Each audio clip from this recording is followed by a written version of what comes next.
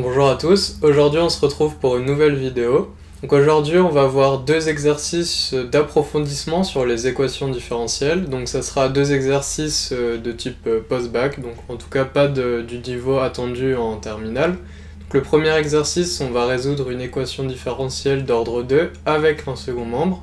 Donc ça sera de la forme la dérivée seconde plus un nombre de fois la fonction qui est égale à une autre fonction. Et ensuite, dans un deuxième exercice, on va montrer l'unicité d'une solution d'une équation différentielle. Donc voilà, j'espère que ça va vous plaire. Bonne vidéo!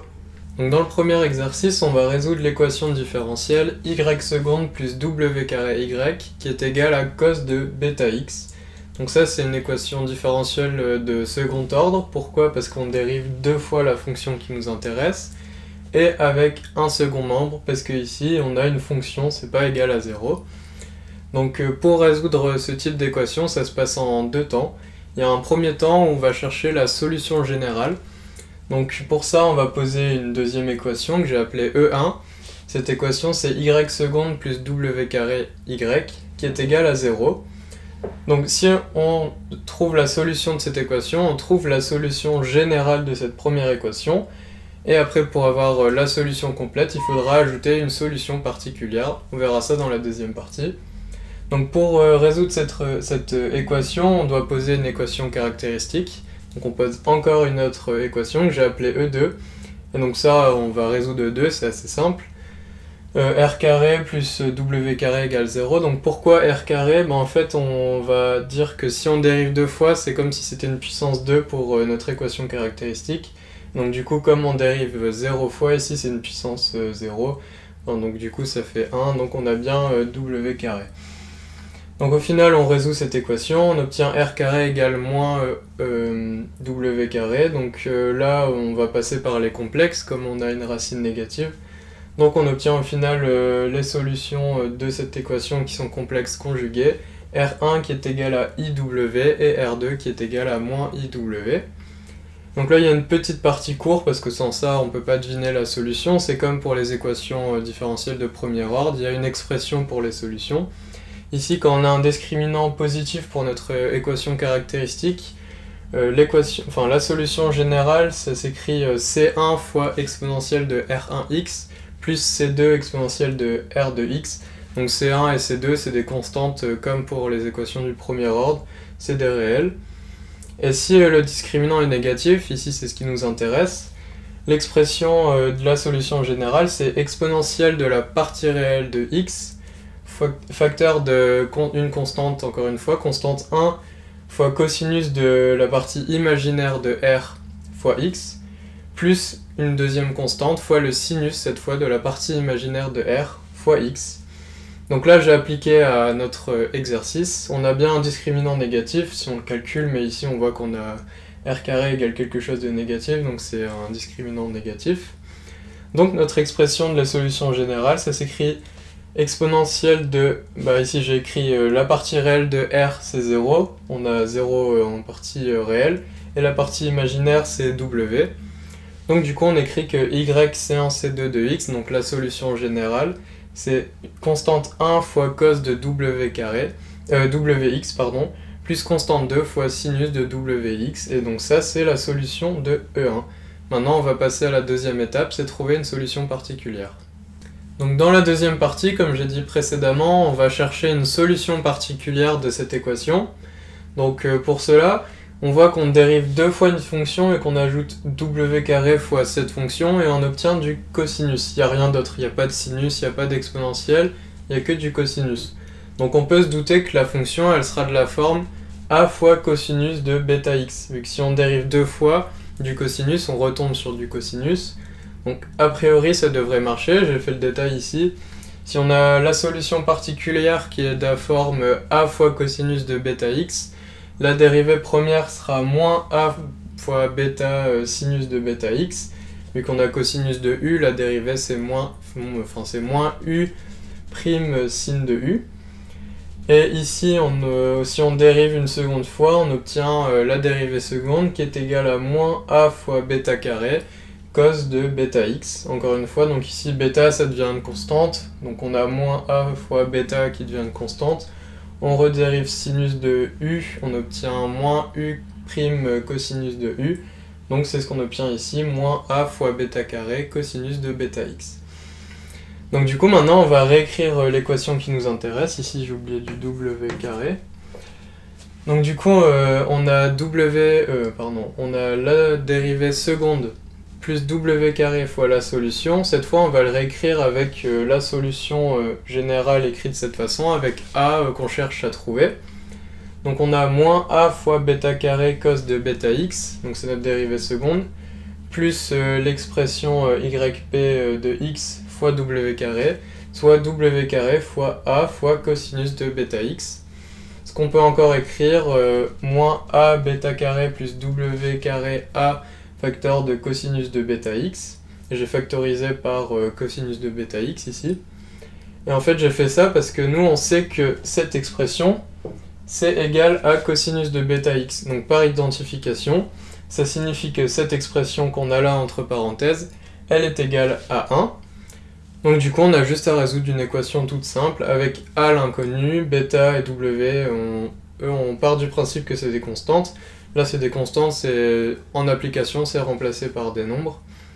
Donc du coup on a moins a bêta carré plus w carré a qui est égal à 1, on factorise par a. Donc on a a facteur de w carré moins bêta carré qui est égal à 1. On divise par cette expression et au final on obtient a qui est égal à 1 sur w carré moins bêta carré. Et donc on a notre solution particulière. C'est yp de x qui est égal à 1 sur w carré moins bêta carré de cos bêta x. C'est notre solution particulière. Et donc on arrive à la fin du premier exercice, donc là on a fait le plus compliqué, la suite c'est tout simple. La solution complète de cette équation, l'équation la de y seconde plus w carré fois y qui est égal à cos de bêta x, c'est tout simplement la solution générale qu'on a trouvée à la première étape, plus la solution particulière qu'on a trouvée à la deuxième étape. Donc du coup on obtient y de x qui est égal à c1 cos de wx, plus c2 sin de wx, plus 1 sur w carré moins bêta carré, cos de bêta x. Ça, c'est notre solution de l'équation. On passe maintenant au second exercice. On va démontrer ensemble que l'équation différentielle x fois y' plus y égale 0 admet une unique solution sur R. Donc ça, c'est une équation non linéaire, vu qu'on multiplie par x dans les coefficients. Donc on ne peut pas résoudre de la manière habituelle avec les équations d'ordre 2, vu que c'est des équations linéaires, et ici elle n'est pas linéaire. Et donc là notre objectif c'est de montrer qu'elle admet une unique solution sur R. Et R c'est très important ici, notre intervalle de solution, parce que vous allez voir que ça va tout changer. Donc la première étape, là je vais vous donner le raisonnement que moi j'ai eu, comment je l'ai fait personnellement, après il existe sûrement d'autres moyens de faire, mais là je vais vous montrer comment moi je l'ai résolu. Je me suis fait vérifier, donc vous inquiétez pas, c'est correct, normalement. Donc ma première étape, ça a été de chercher par tâtonnement une solution de cette équation. Donc on peut tester avec y de x égale x, on peut tester pour voir si ça marche. Donc on y va par tâtonnement, donc on essaye, on cherche, voilà. Donc la dérivée de f de x égale x, ou y de x égale x, c'est 1. Donc du coup on fait 1 fois x plus x, on obtient 2x, on n'obtient pas 0, donc x ça marche pas. On pourrait étendre à ax et x puissance n, on verrait que ça serait la même chose, pareil pour tous les polynômes. Donc on va chercher une autre fonction qu'on connaît, et là on connaît 1 sur x. 1 sur x ça peut peut-être marcher, on teste. Donc si on dérive 1 sur x, on obtient moins 1 sur x carré. Donc si on fait x fois moins 1 sur x carré plus 1 sur x, pardon. 1 sur x, on obtient moins 1 sur x plus 1 sur x. Et donc ça, c'est bien égal à 0. Donc là, ça tombe bien. On a trouvé une solution. Sauf que cette solution, en fait, il y a un petit problème, c'est que c'est pas sur R. Elle n'est pas définie sur R, cette fonction. Elle est définie sur R étoile.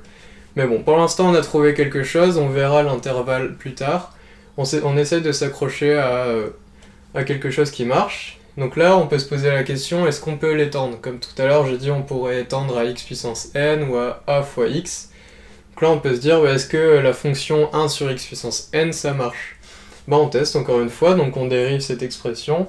on obtient n fois x puissance n-1 sur x puissance 2n, ce qui nous donne n sur x puissance n plus 1, tout calcul fait.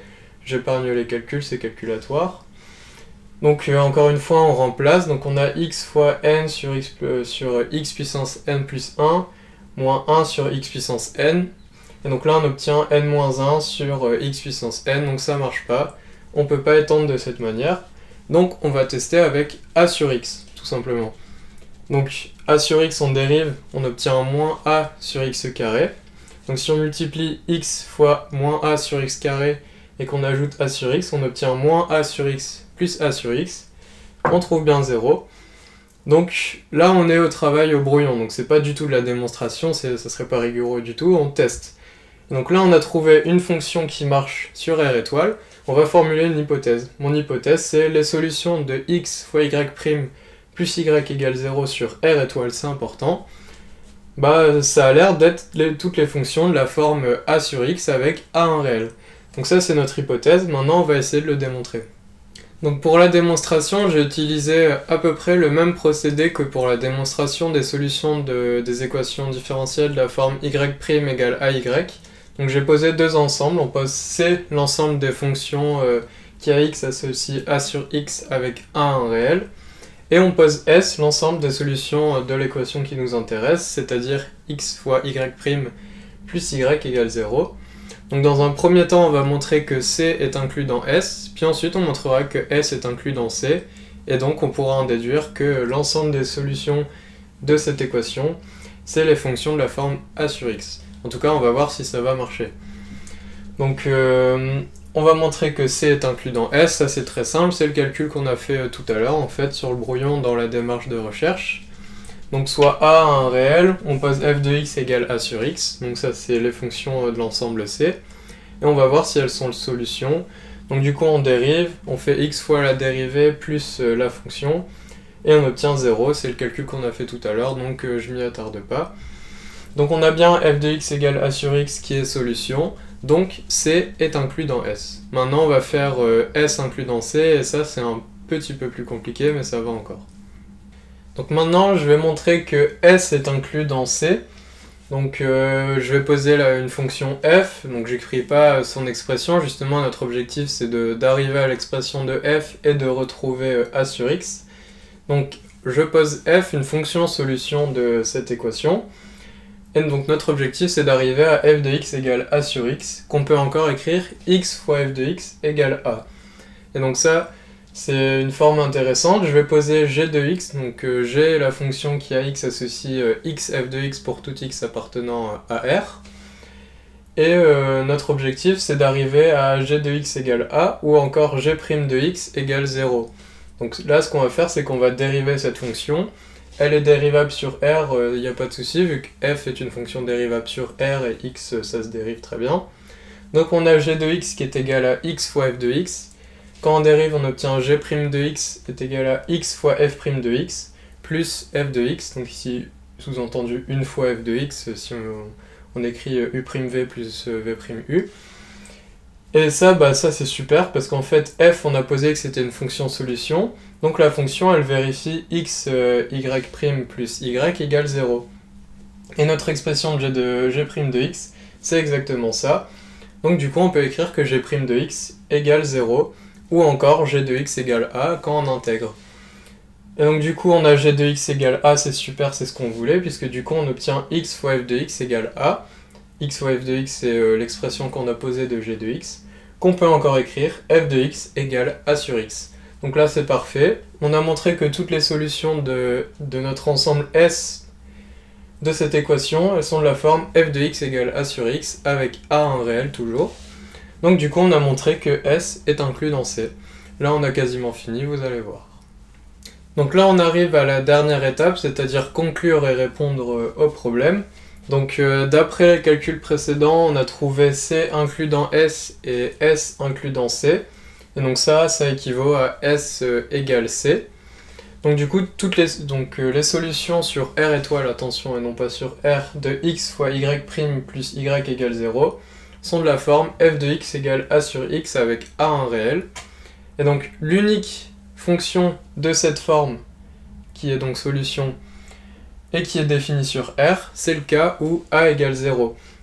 Quand A égale 0, on a f de x qui est égal à 0, donc c'est la fonction constante nulle, elle est bien définie sur R, et si on vérifie, on a x fois 0 plus 0, c'est bien égal à 0, donc la fonction constante nulle est solution, elle est de cette forme, et elle est définie sur R, donc on en déduit que l'équation x fois y' plus y égale 0 possède une unique solution sur R de la forme f de x égale 0 fois 1 sur x, ou encore f de x égale 0, soit la fonction constante nulle. Donc si on conclut, en fait, on voit que sur R étoile, il existe une infinité de solutions de cette équation, vu que A c'est un réel. Mais par contre, si on travaille sur R et non pas sur R étoile, les fonctions de cette forme qui est définie sur R, il n'y en a qu'une seule, c'est la fonction nulle. Donc voilà, on a répondu au problème et on a fini cette vidéo. On arrive donc à la fin de cette vidéo. J'espère que ces deux exercices vous ont plu. Le premier, c'est un exercice vraiment d'approfondissement hors programme, donc les équations différentielles d'ordre 2, normalement on n'en verra pas cette année, donc c'était pour préparer, pour vous montrer à quoi ça ressemble. Et l'exercice 2, lui, c'est un exercice plus de réflexion, c'est un problème. C'est intéressant, il faut essayer de trouver une stratégie pour y répondre, tâtonner, démontrer, c'est vraiment intéressant. J'ai bien aimé le faire, donc je me suis dit je vais le faire en vidéo avec vous. J'espère que ça vous a plu. À bientôt!